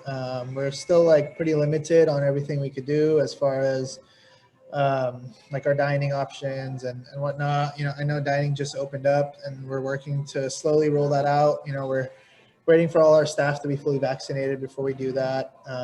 But I mean, it's been okay. It's a big investment. Like, we didn't reach out and get crazy investors or investments or any sort of funding or anything. It was everything that we had worked on and saved up for like the past 3 years, what we put into, this whole project. And it was all on our own, as educators, we kept moving forward with the roasting and doing a lot of events. And it was tough with COVID because everything shut down and we weren't able to do events and stuff anymore. So yeah, it's been all right, but we're hoping to. Have you, Anthony and Dale, been able to take advantage of like DOR's on-the-job training or regional centers paid internship program? We've yes. just recently started started to work with them and get some people that are seeking employment. We haven't fully employed anyone from them yet, but we were in contact with Carla Compton from Project Independence. I don't know if you're familiar with her, but she kind of she's great. Took us that route. And we actually just had a meeting earlier today to hopefully get vendorized, maybe with Regional Center and some of the other Department of Rehab, OJT kind of program stuff as well. I mean, the thing is, like, we didn't know much about any of this, like, going into it. We kind of opened shop and we were like, okay, these are the people that want work. Let's hire them and let's pay them. Like, that was our intent, and now it comes to find, it's like, oh, there's all these programs that could like help us, blah, blah, blah, so we're kind of like slowly starting to learn all that and kind of get on board with that. So I'll talk to you offline, but you can actually hire through the paid internship program without being a vendor. Oh, okay. So that's great to know. I didn't know that. Yeah, so you could take advantage of those programs fairly quickly. And I'll be happy to talk to you offline. Yeah, someone just referred us to a person named Arturo there. So Arturo Cortez, and he heard you present, okay, cool. And I'm sure he would love to hopefully this week and kind of get that going, because we want to have more people, more opportunities. So he would love that. He would love that. Are there some other questions? Laura, do you have a question, or is that a?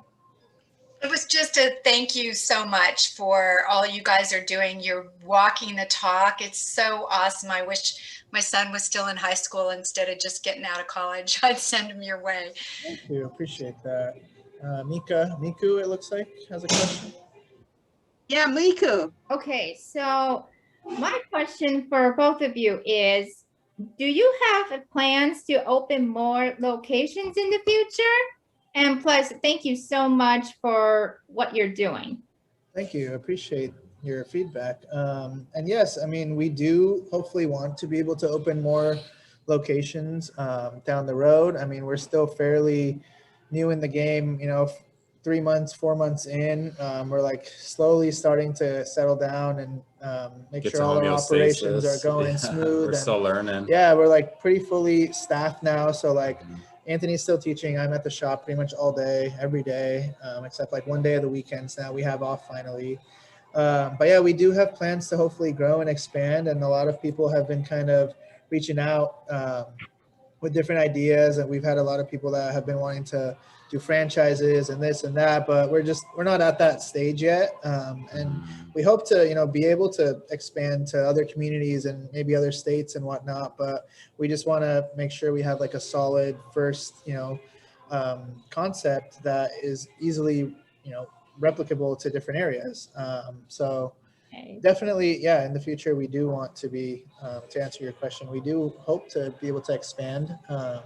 We're actually currently, Anthony had mentioned earlier, we still do roast coffee. So we're looking to expand our warehouse location right now for roasting coffee, which some of our guys help us package and do our online e-commerce mail orders there. So we're hoping to get like a bigger warehouse space and, hopefully also have a storefront kind of like barista area there as well, where it's more open to the public. But yeah, we definitely have a lot of plans and we're slowly kind of working towards it. Wishing you all the best. Thank you. Thank Mary you. has a question. Yep. Mary? Yes, I wanted to know where you get your coffees from. A couple of questions. And also, I have a son who has his college degree from Chapman. He's very high functioning. And he's worked quite a few jobs in sales, and now he's working on digital marketing. And I was just wondering how you're advertising for your business, because he was looking to, get a job to do that kind of work? Sure. Are you, Yeah, I have mean, you looked into advertising for your business yet, or in yeah, I mean, most of our advertising so far, I mean, we haven't done much. I mean, it's only been like our social media, which is pretty much our Instagram, Facebook, and our website. And then we've actually had a couple different like media outlets reach out and done some. We were like part of the Orange County Register last month, on the front page of that, which is kind of cool. And then we were part of like Spectrum News. So a couple different like press people have come out and featured us, which has helped with marketing, but like on our own, I mean, we haven't done much. So there's always room for that, you know. And we have like our website, which you can check out, and we have like a contact form on there, kind of just if anybody wants to fill it out with information, you know, we're always taking information so that when we are hiring, we can always reach out in the future. And if there's ever more openings and whatnot, you know, we can have those contacts available. That's great. Where is your coffee shop at? In Huntington Beach. Yeah, if you just search Huntington Beach on Yelp and Able Coffee Roasters. Yeah, Yelp or Google Maps. We're pretty much active everywhere now. So yeah. And then were you asking about like what type of beans we roast? Oh yeah. Too? Right. We Yeah, do I think one my of son like was, he's a food connoisseur. He knows so much about different coffee. we have a good We get single origin that we roast from Indonesia that we do from this shop. But something that we also post in our coffee shop too is we're part of the Cafe Femenino group, which a lot of the different varieties, because we do a lot of different varieties that we roast of beans, of coffee beans, and a lot of them from South and Central America are from the Cafe Femenino group, which they're female owned and operated farms. So we do a lot of our clothing will say Able Coffee, Able Women, is because a lot of the coffee that we do source is from female owned and operated farming. So we support employment where it's, you know, it's an issue, and it typically empowers women in those countries. In Colombia and Guatemala, Kenya, Ethiopia. There's a lot of countries that we actually source our beans from, which is really, I mean, it's cool and unique to learn like all about coffee and the different beans. And I mean, we're still learning too, because I mean, coffee was new to us 3 years ago, you know, like we come from education, not a coffee background. So we're still learning. We're still learning the beans. We're used to human beans, not coffee beans. Exactly. There's a question of together the coffee beans. That's yes, what we learned. Yes. There's a question about, do you have an open mic, or you know that I saw some that. people have some. Once we do dining. Yeah, once we have our indoor seating open fully, we've actually had a couple of people reach out about doing like open mic and wanting to come perform. There's another person up in LA that like plays the guitar and wants to like do whatever, like a performance, which is really cool. So there's a lot like that. Like I said, we're like pretty limited on right now with COVID, but definitely like send us your information, because once we start doing events, you know, we can definitely, we want to do open mic and a bunch of just so you know, we're going to have a talent show on May 14th. It'll be a virtual talent show. And the reason we're doing it is Delaney is in our Gavel Club. In his speech, he talked about playing the piano. And when I heard about that, I thought, oh, we need to have him Delaney, perform. you don't have your video. So he needs to show himself. But anyway, so hopefully he'll be in our talent show. It's all good. And we remember Delaney from Woodbridge. What's up, Delaney? You're He's doing great. Yeah. Any other questions? Any other questions, guys? Talk about the well, we have just a couple minutes left. Any more questions for Tiffany, who's hung out here just to participate because she's the best? Ha ha. She's trying to get something out of me now. No. Do you guys have any other questions or anything? Thank you so much. Have you ever thought about doing any kind of a social skill training or gathering at your coffee shop?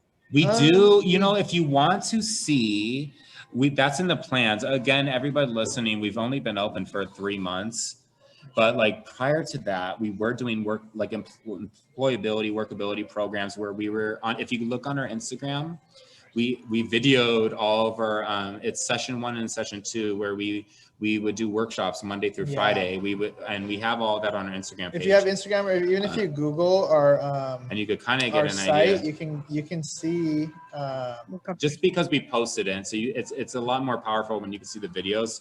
We put like 2 months worth of content on there where we were doing social skills in the workplace, and we were setting up rotations, getting ready for work, and then learning about coffee, like teaching people cooking that don't lessons, know. budgeting. Yeah, and we hope to like things. continue that at our site once you know, things are opened up a little bit more. Yeah. So it's just like I said, we're so limited. We want to do like more, you know, social skills workshops and stuff. So just, you know, keep following us on whatever, you know, it is, our website or social media, and you'll see like we usually update, you know, to the best we can, and you know, you guys could follow us there, and you'll see, you know, whenever we have stuff like that. But yeah, Thank you. We could share Thank really you, quick Anthony. Else, Judith, the coffee cart at the school. Oh yeah, why don't we end with the coffee cart, and then I just want to wrap up. So tell them about the coffee cart. I swear, I promise. Okay. Just because we were talking about that, and when I talked with you today, you said maybe mention this. This is it's a cool thing. That's an educational thing that we do at school sites. That we actually, the intention was to do something that we were already doing. You know, when I started teaching, and I teach at Woodbridge, so we have 5 teachers. And even before we even got into coffee, we were all drinking coffee, because a lot of the guys were like managers at Starbucks before they started teaching, coincidentally. And so that was one thing we just started doing. We got a push cart, and we would go to each classroom and take the orders, and we would do coffee and tea and cookies. So this is kind of what motivated us to start doing this coffee cart, which we have been, you know, getting vendorized through different school districts. Irvine, one of them, Newport Mesa, Los Al, Capo. So we've been, and we've had great success with them at school sites. And essentially, we provide the whole coffee cart, and all the profits that the students create during snack and lunch when they sell it to students or to the teachers, and create and work on their pre-vocational skills. They keep 100% of the profits. We just to support like their programs, whether it's the Best Buddies programs or their school dances or field trips. You know, like we know with budget cuts, that's hard. Yeah. They keep 100% of that. So that's something that, you know, that motivated us to start this, and also. We provide a lot of the visuals. So I'm sure a lot of you are familiar with simple supported text and curriculum apps that like Board Maker or Symbol Sticks. Well, we kind of we've created our own essentially that do a lot of the task analysis of how to prepare coffee. So we provide all that for you. This saves you hours and hours of work. So we provide everything you need to set up shop at a school site. Even the aprons, we even roast a custom blend for that school site, or even, you know, we're even doing any program. We're even working with Chalk right now, or a church. We even do a custom blend for whatever that you know, we'll roast it specifically for you. You just tell us whatever you want the logo to be. And we also include stamps, different creamers and sugars that the workers could work on sorting. So this is all on our website. You could see all this on there. But again, this is something that we provide everything, the recipe or the task analysis on how to brew it, the brewing systems, the visuals, the aprons, everything, and including the coffee. And again, the 100% of the proceeds are kept by the program to fund their own initiatives. So this is something that we've noticed that it's been incredibly popular with school districts, and we've seen it, you know, with our own school sites, because again, we're both, you know, educators, and we implement this at our sites, and it's really cool. It brings people together. Coffee is really community, and it brings people together. And so I guess we could end it there too. Thank you so much, Anthony and Dee. Thank you, Tiffany, and thank you all of you for coming tonight. And what I'm hoping is that you're excited and energized and realize that there are opportunities out there. Some of the opportunities you have to chase down, but some of the opportunities about you creating. And like Anthony and Adeel did. So I'm going to be, hopefully you guys can send me your presentations and I'll send them out. I have recorded this session. It'll be available.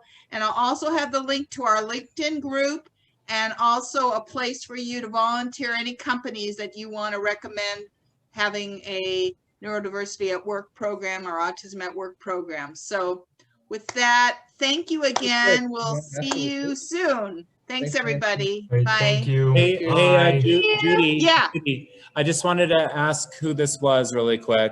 On the chat, it says, thanks to Anthony. I don't want to end without addressing. Do you see who this is? I'm just curious who that is. Thank you so much, Anthony. I will share the info with Holly. Is that one? No, it's my son's previous aide many years ago. Oh, I think that was, well, there was Delaney. That was or my son's Nico Gorkov. Who is that? Remember Nico Gorkov? Oh, hey, from Nico Westpark. Mom. And What's up? Oh my God, Jenny. Hi. Hi. Oh my God. Yeah, Nico says hi. Yeah, I was Nico's one-on-one. Yes. Years Way ago. back in the day. Jenny, hi. Yeah. So much. Oh man, oh man. Wish we could meet in person someday, huh? I know. Give me a Yes. hug. You too, Delaney. Oh, that's great. Well, thank you. You know, just to for say including us. this, Appreciate it. the assistants, the people in our lives, all of us, like you guys, Anthony and Adeel, they are so important to the life that we had and our child had. You guys gave us the support that we needed, and you know, it helped many of us on our journey. So thank you so much. Appreciate it very much. Yes. We hope to stay in Okay, touch. this All is right, it. It's good been a night. long day. Thank you, Thanks, everybody. Thank you. Have a good- Bye. Take care. Bye. Bye. Jenny. Bye. Yeah, that's